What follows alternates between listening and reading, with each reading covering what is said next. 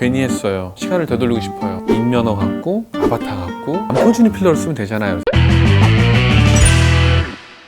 코 필러를 맞았는데 후회하는 분들이 상당히 많아요. 친구들이 그걸 왜 했냐, 야, 인상 너무 세 보여, 아바타 같아, 인면허 같아, 뭐 이런 듣기 싫은 말들 많이 나오니까 이렇게 후회하는 분들이 상당히 많습니다.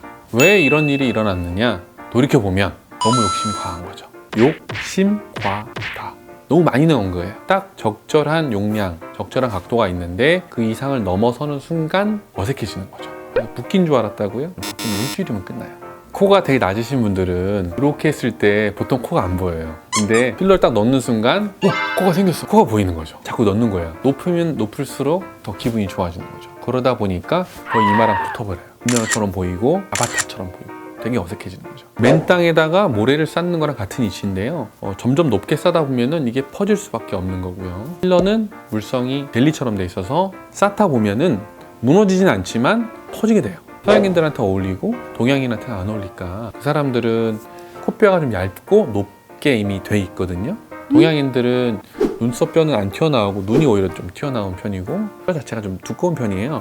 코뼈가 넓어서 거기다 높게 쌓으면 넓어지니까 부자연스럽고 뭐 아바타처럼 보이고 인면허처럼 보이는 그런 이유가 코뼈가 넓어서. 아까 말한 모래성처럼 한국 사람들은 넓이는 생각 안 하고 높이만 자꾸 높이려고 하다 보니까 잘 어울리지 않는 그런 얼굴이 나오는 거죠. 안 퍼지는 필러를 쓰면 되잖아요 생각할 수 있는데 필러의 물성상 높이 올리다 보면 퍼질 수밖에 없어요. 콧대에 인상을 많이 쓰시는 분들이 있는데요. 그런 분들은 그쪽에 근육이 많이 발달된 거예요. 콧대 위에 얹혀있는 필러가 위아래로 이동할 수도 있고 옆으로도 퍼질 수 있는 그런 가능성이 있는 거예요. 그렇다면은 이대로 살아야 하나요? 아닙니다. 방법이 있습니다. 첫 번째 방법은 일단 다 녹이는 거예요. 전부 다 녹이고 그리고 약 2주 정도를 기다렸다가 다시 필러를 깔끔하게 넣는 방법이 있어요. 필러를 녹인 당일날 다시 필러를 넣으면 안 되냐라고 질문하시는 분도 있는데요. 아직 필러를 녹이는 성분이 체내에 남아있는 상태에서 필러를 넣게 되면 필러가 녹을 수 있기 때문에 다 흡수된 후에 하시는 게 좋습니다. 자, 두 번째 방법은 옆으로 퍼진 부분만 녹이는 거예요. 녹이는 약의 농도를 잘 조절하면은